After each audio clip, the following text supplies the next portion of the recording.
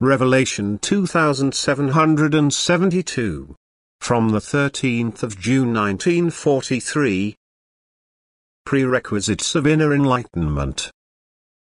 The grace of inner enlightenment will always be the result of unselfish activity of love, thus such must always proceed where God comes to people through His Spirit in the Word. He pours out His Spirit upon those people who strive to live entirely according to His commandments, who are therefore lovingly active and thereby intimately unite with God, so that He can use them as His instruments and now speaks through them as if He dwells amongst them.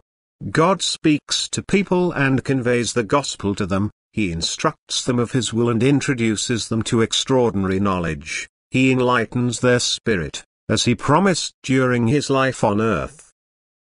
But the human being must also be prepared accordingly so that God's Spirit can work in him.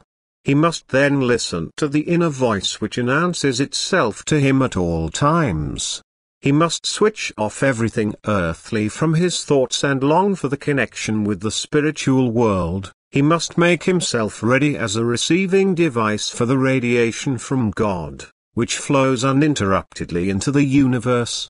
To a certain extent the whole spiritual kingdom is involved insofar as the spiritual beings, who are perfect and therefore God-connected, receive God's emanation and now pass it on into the human heart so that the soul can now be imparted what the spirit in it receives from the spiritual kingdom.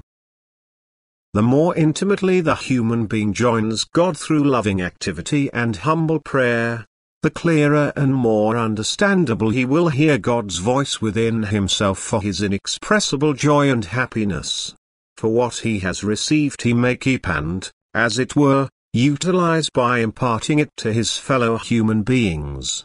And this transmission will also be under the protection of the Divine Spirit, since the human being is likewise enlightened in spirit if he wants to instruct his fellow human being, so that he cannot pass on anything wrong but only distribute the pure truth, because the Spirit of God protects him from erroneous teachings.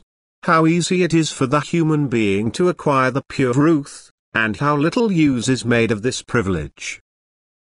God has promised His Spirit to all those who love Him and keep His commandments. His commandments, however, are to love Him and one's neighbor with all one's heart. The fulfillment of these commandments results in an inconceivable blessing, for the human being no longer only lives on earth but can enter the spiritual kingdom at any time and take the treasures of the spiritual kingdom with him to earth. Everything earthly falls away from him as soon as he enters the spiritual kingdom. And God's love takes pity on the earthly child's ignorance and guides it into all truth. And only truth can make the human being happy, only truth can guarantee his soul's higher development, for truth is strength from God which unites the person to whom it flows with God. And therefore the human being must first be active in love in order to be able to receive the truth, in order to be enlightened by God's Spirit and to be able to brightly and clearly recognize what truth is. God sends His Spirit upon all people who live in love and desire to hear the voice of God, and He introduces them to truth through His Spirit. Amen.